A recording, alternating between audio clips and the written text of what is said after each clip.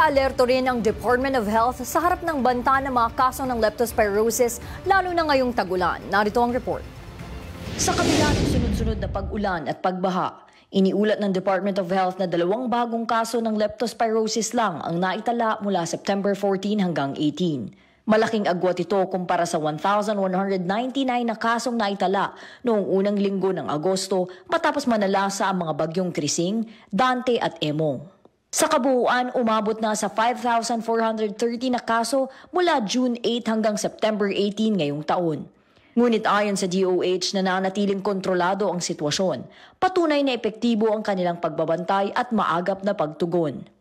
Nakahanda na rin ang DOH Central Office at mga regional offices laban sa epekto ng Super Typhoon Nando, lalo na sa Luzon at ilang bahagi ng Visayas. Paalala ng DOH sa publiko ay ihanda ang emergency go bag, manatiling nakatutok sa weather updates at sundin ang mga abiso ng lokal na pamahalaan.